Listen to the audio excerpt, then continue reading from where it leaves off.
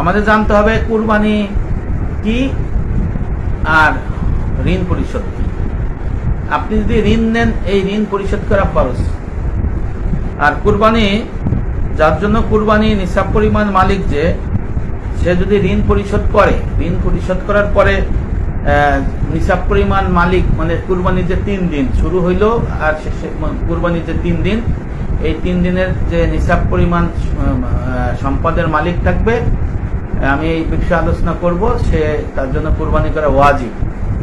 ভালো করে বুঝে না, ঋণ পরিশোধ করা ফরজ আর কুরবানি করা ওয়াজিব, এই একটা মাসআলা। আমাদের যে ইবাদত বন্দেগীর যে ধারাবাহিকতা, প্রথম হলো ফরজ,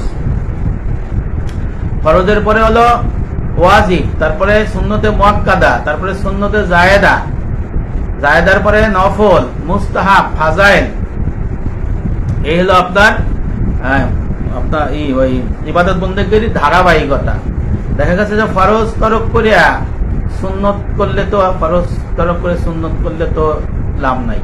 আবার ফরজ আপনি তরক করলে নফল মুস্তাহাবে মজবুর হয়ে যান, কোনো লাভ নাই। এই বিষয়টা খেয়াল করতে হবে।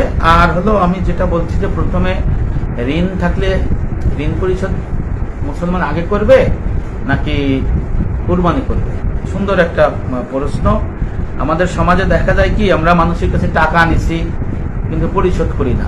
আমরা মানুষের কাছে বিভিন্নভাবে আমরা সম্পদ নিয়ে রাখছি, ফেরত দেয় না। আমানত নিয়ে রাখছি, ফেরত দেয় না। আবার ভাই বোনের সম্পত্তি কম বেশি করে রাখছি, এটাও ফেরত দেয় না। এটাও কিন্তু এর মধ্যে আসবে, এটা ঋণ। তারপরে আপনার বিভিন্ন ধরনের বিষয় আছে, হারাম নাজায়েজ। আমি হারাম নাজায়েজ যখন আলোচনায় আসবো তখন বুঝতে পারবেন, কারণ আমি তো অনেক গভীরে আলোচনা করার চেষ্টা করি যাতে মানুষ বুঝতে পারে যে আসলে কি বিষয়টা।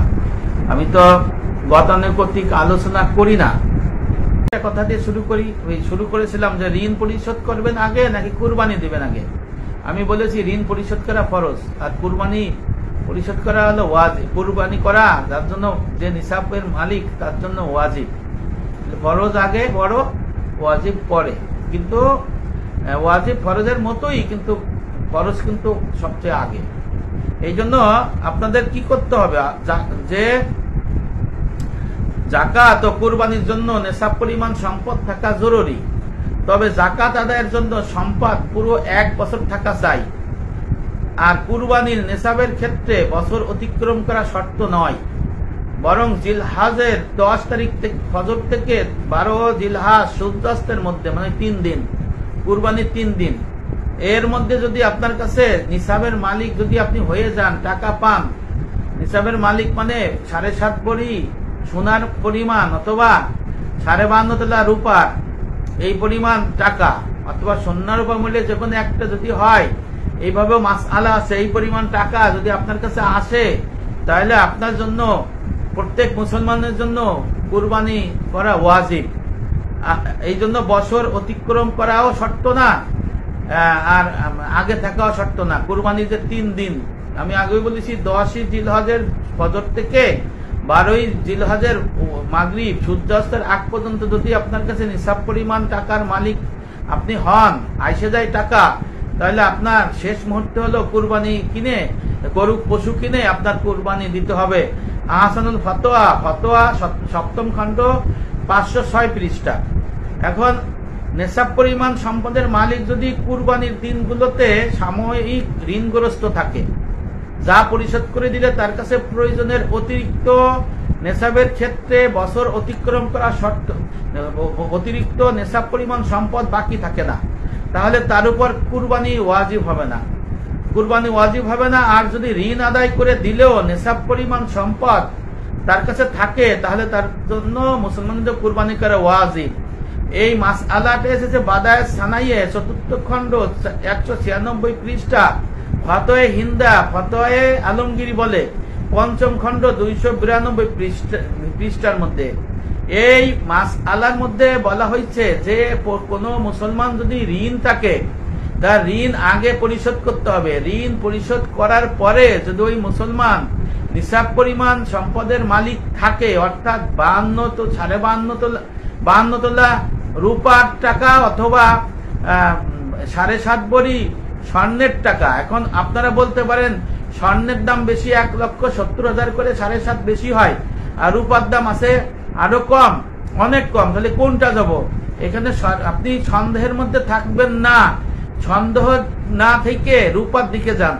52 তোলা রূপার যে দাম হয় সেই দাম হলো আপনি নিসাব পরিমাণ ধরেন, তাহলে আপনি গোনা থেকে বাঁচবেন। আপনি যদি মনে করেন না আমার 7.5 তোলা 7.5 ভরি সোনার মূল্যমান টাকা হইলে আমি নিসাব পরিমাণ নিসাব পরিমাণ সম্পদের মালিক হব, এটা না করে যেহেতু বলা হয়েছে 7.5 ভরি সোনা অথবা 52 তোলা রূপা, আগে ভ্যালুয়েশন 1 ছিল নবী করিম সাল্লাল্লাহু আলাইহি ওয়াসাল্লামের জমানায়, এখন রূপার দাম কমে গেছে, সোনার দাম বেড়ে গেছে। তাহলে আমরা যেহেতু পরজগতের যাত্রী, আমাদের ইখলাসের সহিত আল্লাহকে রাজি খুশি করার জন্য যে কাজ করতে হবে, তাহলে আমাদের নিচেরটা আপনি ধরেন, সর্বনিম্ন 52 তোলা রূপার যে দাম হয়, আপনারা দাম জাইনে সেই দামকে নিসাব পরিমাণ ধরেন। যদি এই নিসাব পরিমাণ 52 তোলা রূপার নিসাব পরিমাণ টাকা ঋণ পরিশোধের পরে থাকে, তাহলে আপনি কুরবানি ওয়াজিব হবে আপনার জন্য, আপনি কুরবানি দিবেন। আর যদি ঋণ পরিশোধ করে আপনার নিসাব পরিমাণের টাকা না থাকে, আপনার জন্য কুরবানি ওয়াজিব না। এই জন্য মাসআলা হলো আগে আপনার ঋণ পরিশোধ করতে হবে, ঋণ পরিশোধ করা ফরজ আর কুরবানি দেয়া ওয়াজিব, এটা ভালো করে বুঝতে হবে। আপনি যদি ঋণ থাকলে আপনি যদি শহীদের মর্তবাও পান, আপনি কিন্তু শহীদের মর্তবা পাবেন না ঋণের জন্য। এই ঋণ থাকলে আল্লাহ রাসূল বলছেন তার আত্মা মরার পরে আসমানে ঝুলন্ত অবস্থায় থাকে, নাউযুবিল্লাহ, যতক্ষণ পর্যন্ত ঋণ পরিশোধ না হয় এরকম থাকবে। কত কঠিন ব্যাপার না? এই জন্য তাবেঈন হযরত আব্দুল্লাহ ইবনে মুবারক রাহমাতুল্লাহ আলাইহি উনি লিখেছেন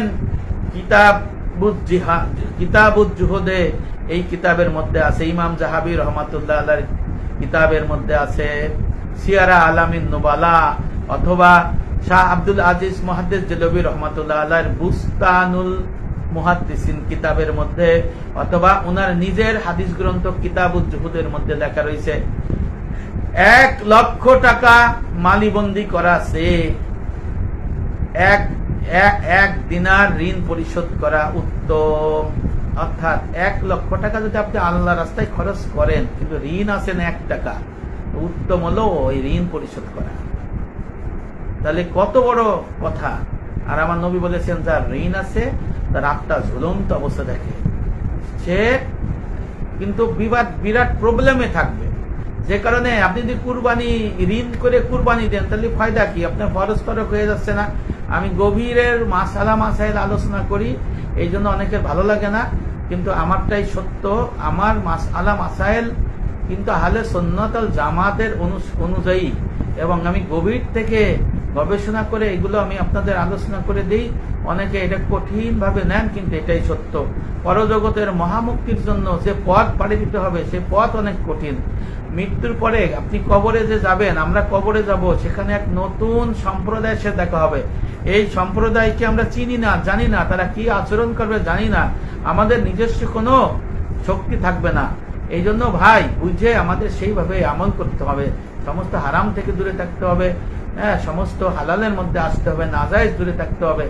এই হালাল হারাম নাজায়েজ জায়েজ এর এলেম শিক্ষা করা পর্যায়ে, তাহলে এইগুলো আমরা যদি না জানি, যদি আমরা যদি নামাজ করি, রোজা করি, হজ করি, তারপরে কুরবানি করলাম, বিভিন্ন ইবাদতবন্দি করলাম, কি লাভ? ময়দানে হাসরে আল্লাহ রাসূল বলেছেন, বাইহাকি শরীফের হাদিস, খুতবাতুল আহকাম, হযরত আশরাফি থানভী রাহমাতুল্লাহ আলাইহির এলের মধ্যে লেখা রয়েছে, আল্লাহ রাসূল বলেছেন ময়দানে হাসরে মিজানের পাল্লায় নামাজ, রোজা, হজ, যাকাত, জিহাদ সবকিছু ওজন করা হবে, কিন্তু বিনিময় দিয়ে হবে দ্বীনের এলেম শিক্ষার বিনিময়ে, দ্বীনের এলেম শিক্ষার বিনিময়ে। দিনের এলেম আপনাকে